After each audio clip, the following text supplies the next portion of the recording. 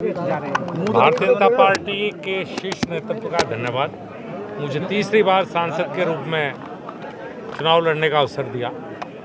पिछले 10 वर्ष नरेंद्र मोदी जी के नेतृत्व में केंद्र सरकार और पिछले 7.5 वर्षों में योगी आदित्यनाथ जी के नेतृत्व में प्रदेश सरकार के काम, बदलता हुआ मुजफ्फरनगर, जो यहाँ मुद्दे थे 65 साल आज़ादी के बाद भी, बिजली, सड़क और पानी, वे मुद्दे 10 साल में हल हुए।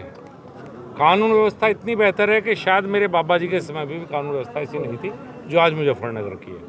पिछले 10 साल के काम और अगले 5 साल का जो विजन है उसे लेकर जनता के बीच में जाएंगे। राष्ट्रीय लोकदल और भारतीय जनता पार्टी का गठबंधन, पूरी उम्मीद है कि उत्तर प्रदेश की सभी 80 सीटों पर विजय प्राप्त करें। नरेंद्र मल्लिक 60 साल का अनुभव बता रहे हैं इस बार लोकसभा चुनाव में। बिल्कुल है जी, इसमें तो कोई शक नहीं है। और 60 साल की उम्र में तो सरकार भी रिटायर कर देती है, तो रिटायरमेंट सबसे बढ़िया ऑप्शन है। इससे बेहतर क्या हो सकता है। एक सीमा है काम करने की, हमारे बड़े हैं, बहुत बड़े नेता हैं, तो रिटायर, और बेटा विधायक है। ऐसा ना हो कि आगे जो बाकी बते हुए पद हैं वो भी परिवार में चले जाएं। परिवारवाद के भारतीय जनता पार्टी खिलाफ है, वो तो उनकी इच्छा है, मैं नहीं रोक सकता। परिवारवाद के भारतीय जनता पार्टी खिलाफ है। हमारी पार्टी में परिवारवाद नहीं है। समाजवादी पार्टी में देखेंगे ऊपर तो सारे एक परिवार के चुनाव लड़ रहे हैं, आप नीचे भी देखेंगे बिजनौर में भी एक ही परिवार के पिता पुत्र सांसद विधायक, मुजफ्फरनगर में पिता पुत्र सांसद विधायक।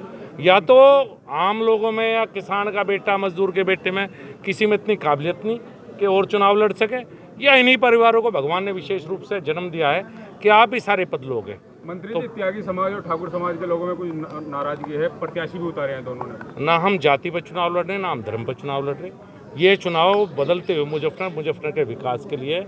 हमारी पार्टी जाति और धर्म की राजनीति में विश्वास नहीं करती। हम अपने काम के आधार के ऊपर जनता के बीच में, मुझे उम्मीद है कि जाति धर्म की कहीं आड़े नहीं आएगा। मुजफ्फरनगर के लिए, मुजफ्फरनगर के विकास के लिए, देश के लिए वोट डलेगा। ये वोट देश के प्रधानमंत्री को चुनने का वोट है, ये सिर्फ सांसद का वोट नहीं है।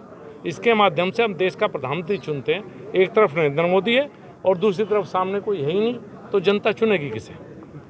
Thank you.